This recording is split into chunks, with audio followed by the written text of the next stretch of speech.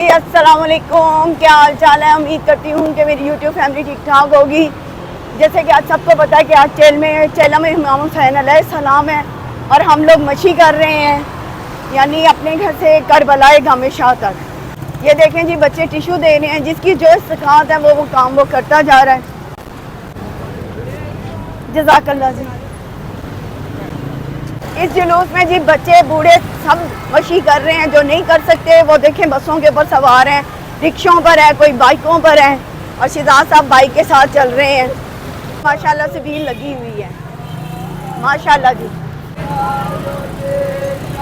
जैसे जैसे आगे बढ़ते जा रहे हैं रश बढ़ता जा रहा है। ये यहाँ पे भी माशाल्लाह से भीड़ लगी हुई है। सूरी फलूदा मेरा फेवरेट, जब कभी दिल करता है यहाँ आकर शहजाद के साथ ज़रूर खा कर जाती हूँ।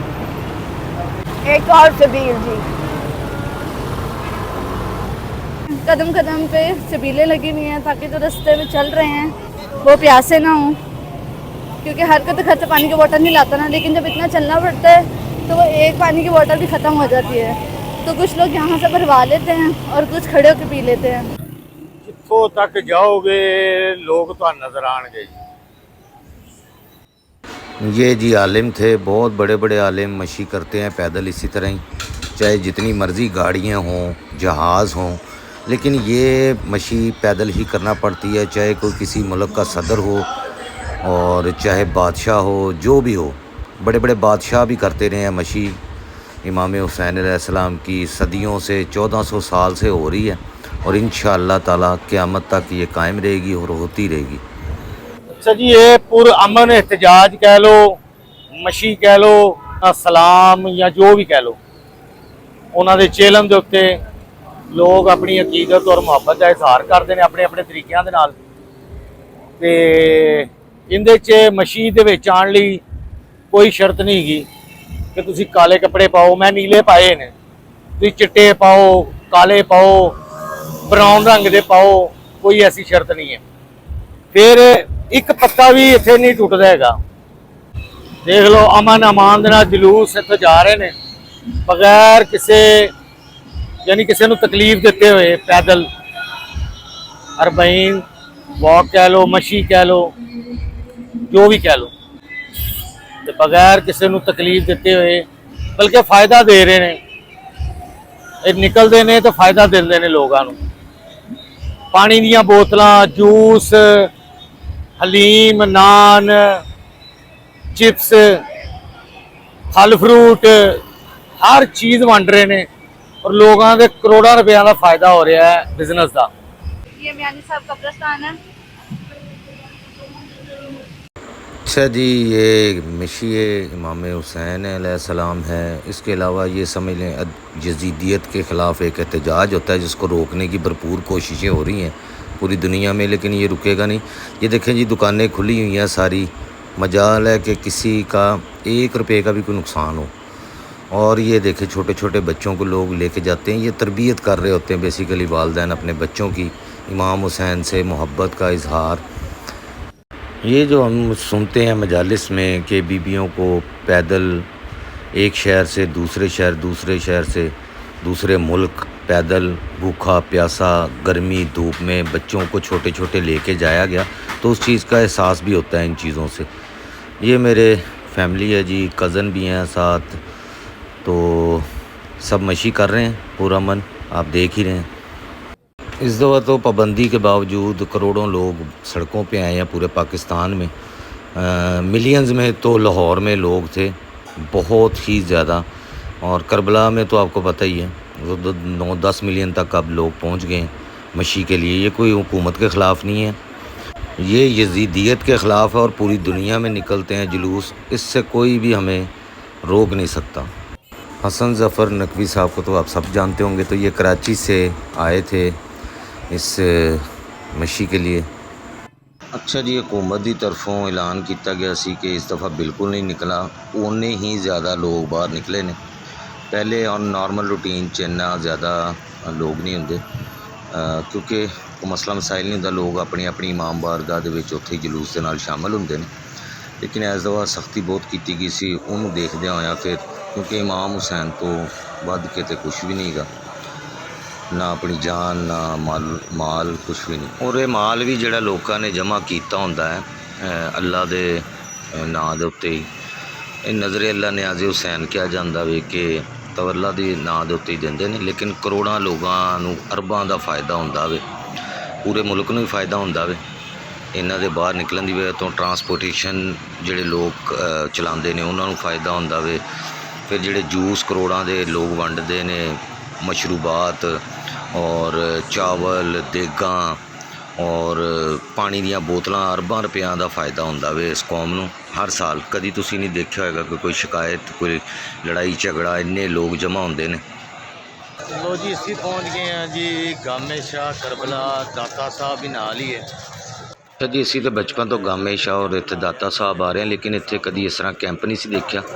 ਅਤੇ ਲਾਹੌਰ ਦੇ ਵਿੱਚ ਚੰਦ ਸਾਲਾਂ ਤੋਂ ਇੱਕ ਜਮਾਤ ਜਿਹੜੀ ਉਭਰੀ ਹੈ ਨਵੀਂ, ਉਹਨਾਂ ਨੇ ਪਿਛਲੇ 2-3 ਸਾਲਾਂ ਤੋਂ ਇੱਥੇ ਕੈਂਪ ਲਗਾਉਣਾ ਸ਼ੁਰੂ ਕੀਤਾ। ਇਹਦਾ ਮਕਸਦ ਕੀ ਹੈ ਅੱਲਾ ਹੀ ਜਾਣੇ, ਅੱਲਾ ਖੈਰ ਕਰੇ। ਇਹਦੀ ਵਜ੍ਹਾ ਤੋਂ ਹਕੂਮਤ ਨੂੰ ਭਾਰੀ ਪੁਲਿਸ ਦੀ ਨਫਰੀ ਦਾ ਇੰਤਜ਼ਾਮ ਕਰਨਾ ਪੈਂਦਾ ਤਾਂ ਕਿ ਤਸਾਦਮ ਨਾ ਹੋਵੇ ਦੋ ਮਸਾਲਿਕ ਦੇ ਦਰਮਿਆਨ। ਅੱਲਾ ਖੈਰ ਹੀ ਕਰੇ। लो जी सिक्योरिटी चैक पोस्ट तो आप लंघ आए हैं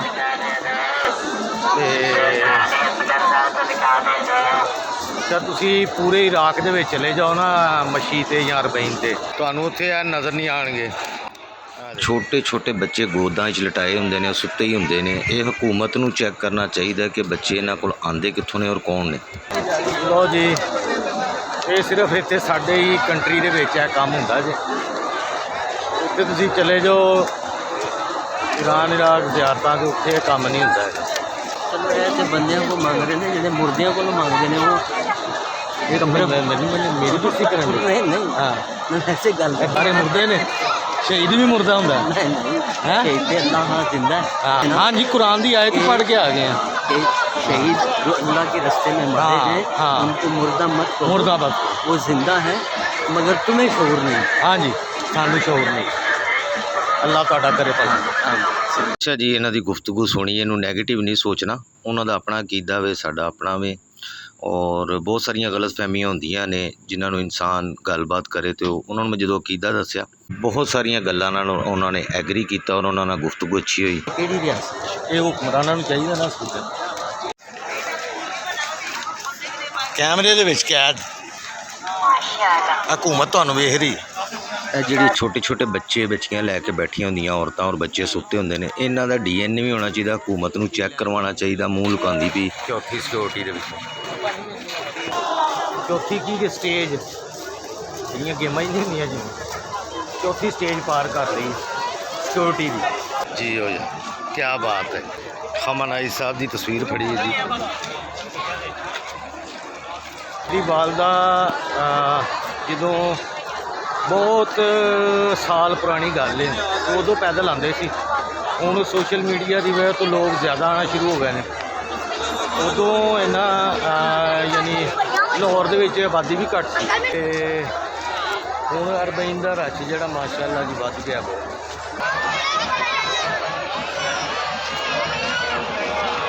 अच्छा जी, यहाँ पर लोग जमा है। ये है जी पार्टी गेट के बिल्कुल सामने, दाता साहब के बिल्कुल साथ गामे शाह करबला।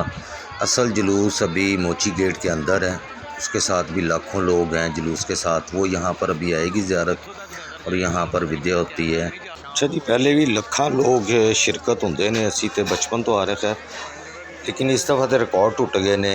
ਇੰਨੀ ਦੁਨੀਆ ਬਾਹਰ ਆਈ ਹੈ, ਜਿਹੜੇ ਚੱਲ ਨਹੀਂ ਸਕਦੇ ਸੀ ਉਹ ਵੀ ਆਏ ਨੇ। ਮੇਰਾ ਵੀ ਚੱਲਣਾ ਤੁਹਾਨੂੰ ਪਤਾ ਬਹੁਤ ਮੁਸ਼ਕਿਲ ਹੁੰਦਾ, ਲੇਕਿਨ ਮੈਂ ਵੀ ਕੋਸ਼ਿਸ਼ ਕੀਤੀ ਹੈ। ਥੋੜ੍ਹਾ ਜਿਹਾ ਪੈਦਲ ਸਫ਼ਰ, ਫਿਰ ਥੋੜ੍ਹਾ ਜਿਹਾ ਸਾਂਸ ਲਿਆ, ਕਦੀ ਮੋਟਰਸਾਈਕਲ 'ਤੇ ਬਹਿ ਜਾਵਾਂ, ਲੇਕਿਨ ਪਹੁੰਚ ਹੀ ਗਏ ਆਖਿਰਕਾਰ। ਫੈਮਿਲੀ ਮੇਰੀ ਤਾਂ ਪੈਦਲ ਹੀ ਆਈ ਹੈ ਸਾਰੀ। ਇੱਥੇ ਰਸ਼ ਇੰਨਾ ਸੀ ਕਿ ਮੇਰਾ ਕੈਮਰਾ ਉੱਥੋਂ ਤੱਕ ਜਾ ਨਹੀਂ ਸੀ ਸਕਦਾ ਔਰ ਸ਼ੋਰ ਬਹੁਤ ਜ਼ਿਆਦਾ ਸੀ, ਜਿਹਦੇ ਵਾਸਤੇ ਮੈਨੂੰ ਉੱਤੇ ਵਾਇਸ ਰਿਕਾਰਡ ਕਰਨਾ ਪਿਆ, ਕਿਉਂਕਿ ਉਹ ਸ਼ੋਰ ਜਿਹੜਾ ਨਾ ਤੁਹਾਡੇ ਕੋਲੋਂ ਵੀ ਬਰਦਾਸ਼ਤ ਨਹੀਂ ਸੀ ਹੋਣਾ, ਇੰਨਾ ਜ਼ਿਆਦਾ ਸ਼ੋਰ ਸੀ। ਔਰ ਮੇਰੇ ਕੋਲ ਮਾਈਕ ਵੀ ਉਸ ਟਾਈਮ ਨਹੀਂ ਸੀਗਾ ਔਰ ਬਹੁਤ ਦੁਨੀਆ ਸੀ। ਇਹ ਜੀ ਪਾਰਟੀ ਗੇਟ ਦੇ ਸਾਹਮਣੇ ਓਲਡ ਲਾਹੌਰ ਸਿਟੀ ਹੈ, ਪੁਰਾਣਾ ਲਾਹੌਰ ਜਿਹਨੂੰ ਕਹਿੰਦੇ ਨੇ, ਅੰਦਰੂਨ ਲਾਹੌਰ ਵੀ ਕਹਿੰਦੇ ਨੇ, ਬਹੁਤ ਸਾਰੇ ਨਾਂ। ਅਤੇ ਇਹ ਉਹੀ ਹੈ। ਲੋ ਜੀ, ਮੈਂ ਕੋਸ਼ਿਸ਼ ਤਾਂ ਕੀਤੀ ਜ਼ਿਆਦਾ ਤੋਂ ਜ਼ਿਆਦਾ ਕੈਮਰੇ ਦੇ ਨਾਲ ਦਿਖਾ ਸਕਾਂ ਤੁਹਾਨੂੰ ਕਿ ਕਿੰਨੀ ਕੁ ਦੁਨੀਆ। ਇੱਥੋਂ ਅੰਦਾਜ਼ਾ ਲਗਾ ਸਕਦੇ ਹੋ ਮੇਰੇ ਖਿਆਲ 'ਚ ਹਰ ਸੜਕ ਦੇ ਉੱਤੇ ਇੰਨਾ ਹੀ ਰਸ਼ ਹੈ। ਔਰ ਇਹ ਕੋਈ ਇੱਕ ਸੜਕ ਨਹੀਂ ਹੈ, 3 ਤਰਫੋਂ ਰਸਤਾ ਆਉਂਦਾ ਵੇ ਇੱਧਰ ਗਾਮੇ ਸ਼ਾਹ, ਔਰ ਉਹਨਾਂ ਸੜਕਾਂ ਦੇ ਉੱਤੇ ਇਸੇ ਤਰ੍ਹਾਂ ਰਸ਼ ਸੀ। ਸਾਰੇ ਮਕਤਬਾ ਫਿਕਰ ਤੋਂ ਤਾਲੁਕ ਰੱਖਣ ਵਾਲੇ ਲੋਕ ਇੱਥੇ ਆਉਂਦੇ ਨੇ। ਇਹਦੇ 'ਚ ਕੋਈ ਜ਼ਰੂਰੀ ਨਹੀਂ ਕਿ ਸ਼ੀਆ ਹੋਣ ਜਾਂ ਫਿੱਕਾ ਜਾਫਰੀਆ ਦੇ, ਦੂਸਰੇ ਮਕਤਬਾ ਫਿਕਰ ਤੋਂ ਵੀ ਲੋਕ ਆਉਂਦੇ ਨੇ, ਸਦੀਆਂ ਤੋਂ ਆ ਰਹੇ ਨੇ ਆਪਣੀ ਅਕੀਦਤ ਔਰ ਮੁਹੱਬਤ ਦਾ ਇਜ਼ਹਾਰ ਕਰਨ ਲਈ ਅਹਿਲੇ ਬੈਤ ਦੇ ਨਾਲ। ਔਰ ਇਹਦੇ 'ਚ ਕੋਈ ਸ਼ਰਤ ਨਹੀਂ ਹੁੰਦੀ। ਇੱਥੇ ਤੁਸੀਂ ਦੇਖ ਲਓ ਕਿ ਕੋਈ ਜ਼ਰੂਰੀ ਨਹੀਂ ਹੈ ਮਾਤਮ ਕਰਨਾ ਜਾਂ ਕਾਲੇ ਕੱਪੜੇ ਪਾਉਣਾ, ਮਤਲਬ ਸਿਰਫ ਇਹ ਹੈਗਾ ਯਕਜਹਿਤੀ ਹੋਣੀ ਚਾਹੀਦੀ ਹੈ तमाम ਮੁਸਲਮਾਨਾਂ ਦੇ ਵਿੱਚ। ਇਮਾਮ ਹੁਸੈਨ अलैहिस्सलाम ਦੇ ਪੈਗਾਮਾਤ ਨੂੰ ਸਾਰੇ ਮੁਸਲਮਾਨ ਬਿਆਨ ਕਰਦੇ ਨੇ ਬੜੀ ਅਕੀਦਤ ਔਰ ਇhtਰਾਮ ਦੇ ਨਾਲ। ਅਮਲ ਵੀ ਕਰਨਾ ਚਾਹੀਦਾ ਮੇਰੇ ਹਿਸਾਬ ਦੇ ਨਾਲ ਉਹਨਾਂ ਦੇ ਉੱਤੇ ਲਾਜ਼ਮ। ਸਬਰ ਸਿੱਖਣਾ ਚਾਹੀਦਾ, ਇੱਕ ਦੂਜੇ ਨੂੰ ਗੱਲ ਨੂੰ ਬਰਦਾਸ਼ਤ ਕਰਨਾ ਸਿੱਖਣਾ ਚਾਹੀਦਾ। ਅੱਲਾ ਦੀ ਵਹਦਾਨੀਅਤ, ਅੱਲਾ ਦੀ ਇਬਾਦਤ, ਨਮਾਜ਼, ਰੋਜ਼ਾ, ਹਜ, ਜ਼ਕਾਤ, ਇਹ ਸਾਰੀਆਂ ਚੀਜ਼ਾਂ ਤਾਂ ਹੈ ਨਹੀਂ ਨੇ, ਲੇਕਿਨ ਉਹਦੇ ਇਲਾਵਾ ਜਿਹੜੀ ਦੁਨਿਆਵੀ ਚੀਜ਼ਾਂ ਉਹਨਾਂ ਨੇ ਦੱਸੀਆਂ ਨੇ, ਅਸੀਂ ਅਗਰ ਉਹਨਾਂ 'ਤੇ ਹੀ ਅਮਲ ਕਰ ਲਈਏ ਇਹਨਾਂ ਨਾਲ ਥੋੜ੍ਹਾ ਥੋੜ੍ਹਾ, ਤਾਂ ਮੇਰੇ ਖਿਆਲ ਦੇ ਨਾਲ ਲੋਕਾਂ ਤੱਕ ਬਹੁਤ ਅੱਛਾ ਪੈਗਾਮ ਜਾਵੇ।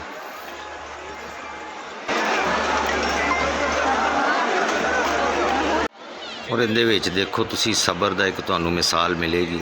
ਇੰਨੀ ਗਰਮੀ ਹੋਣ ਦੇ ਬਾਵਜੂਦ, ਇੰਨਾ ਰਸ਼ ਹੋਣ ਦੇ ਬਾਵਜੂਦ ਲੋਕਾਂ 'ਚ ਕੋਈ ਘਬਰਾਹਟ ਨਹੀਂ, ਕੋਈ ਕਿਸੇ ਨੂੰ ਧੱਕੇ ਨਹੀਂ ਮਾਰ ਰਿਹਾ, ਕੋਈ ਕਿਸੇ ਨੂੰ ਬਦਤਮੀਜ਼ੀ ਨਹੀਂ ਕਰ ਰਿਹਾ। ਇਹ ਚੀਜ਼ ਸਿੱਖਣ ਦੇ ਵਿੱਚ ਆਉਂਦੀ ਹੈ ਕਿ ਸਬਰ ਥੋੜ੍ਹਾ ਜਿਹਾ ਨਾ ਇਨਸਾਨ ਦੇ ਵਿੱਚ ਹੋਣਾ ਚਾਹੀਦਾ। ਔਰ ਅਗਰ ਇਹਨਾਂ ਚੀਜ਼ਾਂ ਨੂੰ ਅਸੀਂ ਆਮ ਜ਼ਿੰਦਗੀ 'ਚ ਵੀ ਇੰਪਲੀਮੈਂਟ ਕਰ ਲਈਏ, ਥੋੜ੍ਹਾ ਸਬਰ ਔਰ ਤਹਮੁਲ ਦਾ ਮੁਜ਼ਾਹਰਾ ਕਰ ਲਈਏ, ਤੇ ਮੇਰੇ ਖਿਆਲ ਦੇ ਵਿੱਚ ਸਾਰੀਆਂ ਮੁਸ਼ਕਿਲਾਤ ਅੱਲਾਹ ਤਾਲਾ ਆਸਾਨ ਫਰਮਾ ਦੇਗਾ। ਮਿਲ ਕੇ ਰਵਾਂਗੇ ਪਿਆਰ ਮੁਹੱਬਤ ਦੇ ਨਾਲ, ਤੇ ਇਸ ਮੁਲਕ ਦੇ ਵਿੱਚ ਅਮਨ ਵੀ ਕਾਇਮ ਹੋਏਗਾ, ਤਰੱਕੀ ਵੀ ਹੋਏਗੀ इंशाअल्लाह ताला। और बस मुहम्मद वाले मुहम्मद के सदक़े दे विच अल्लाह ताला सब दियाँ बेहतरियाँ करे।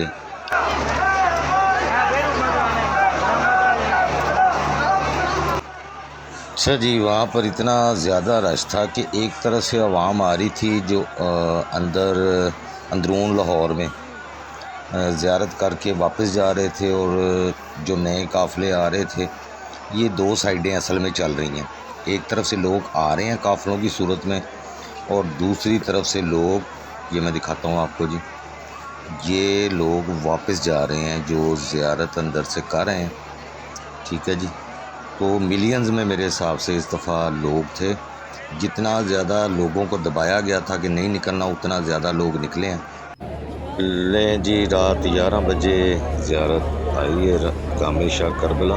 इसे शबी भी कहते हैं, ज़ियारत भी कहते हैं, मुख्तलिफ़ ज़ुबानों में मुख्तलिफ़ नामों से अब बहुत सारी ज़ुबानें बोली जाती हैं। मोची के अंदर ही हाले किधरे ज़ियारत है।